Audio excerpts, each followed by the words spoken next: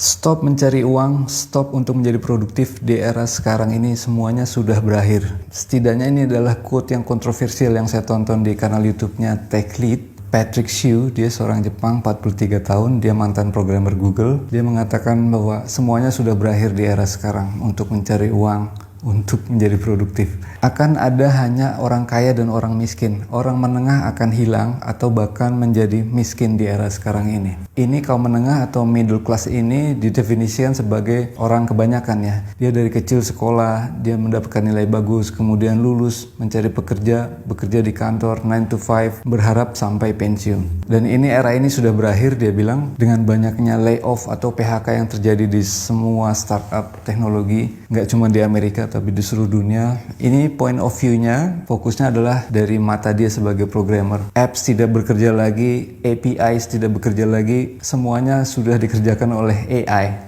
Kemudian ada pergeseran di sosial media. Orang sudah tidak lagi percaya motivasi-motivasi 7 cara menjadi kaya, 7 cara meningkatkan produktivitas. Orang hanya ingin melihat sekarang kesuksesan. Mereka pengen lihat Lamborghini, mereka pengen lihat rumah mewah, mereka pengen lihat traveling dengan yacht. Dan itu semua yang ingin orang lihat di sosial media saat ini. Mereka tidak tertarik lagi bagaimana mencari uang. Mereka hanya ingin melihat bagaimana cara menikmati hidup dengan uang yang dimiliki. Dan itu adalah 3 level di atas dari cara mencari uang.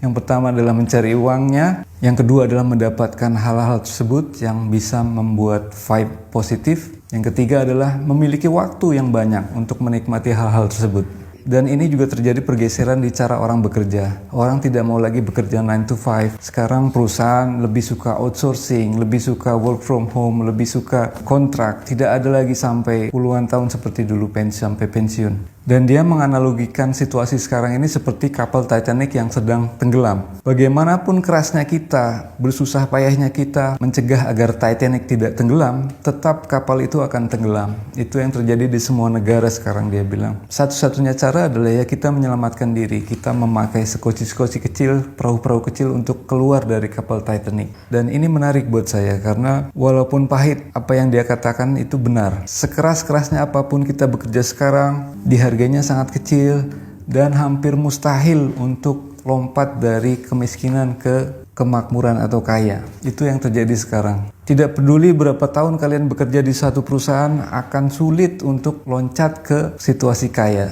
dia bilang.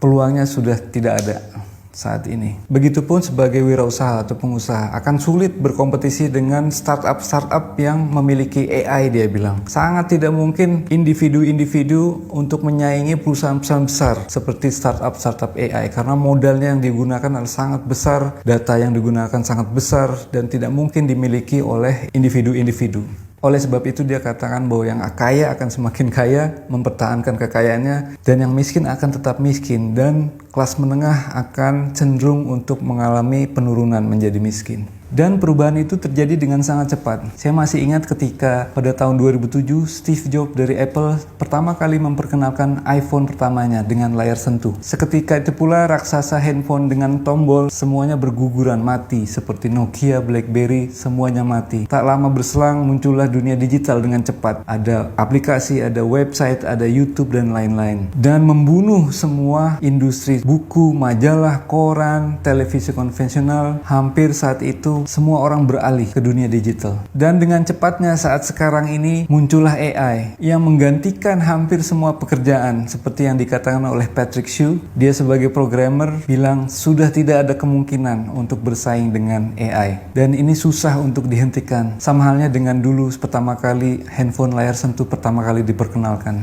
Dan dari menonton video ini ada beberapa hal positif yang saya ambil. Walaupun ini videonya sangat terdengar depresif ya. Tapi tetap ada poin-poin yang menarik buat saya. Bahwa hidup itu ada kalanya tidak apa-apa untuk tidak melakukan apapun. Karena memang situasinya tidak pas. Sekuat apapun, sekeras apapun kita mencoba, kadang kita tidak memenuhi hasil yang kita inginkan. Dan itu alami dan wajar.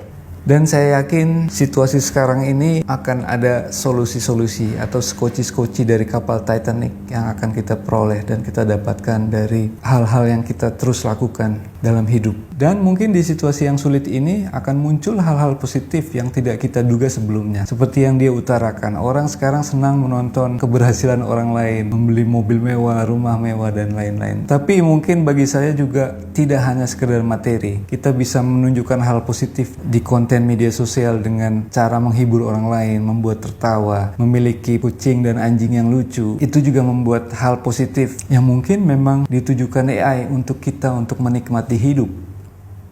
Gimana menurut kalian?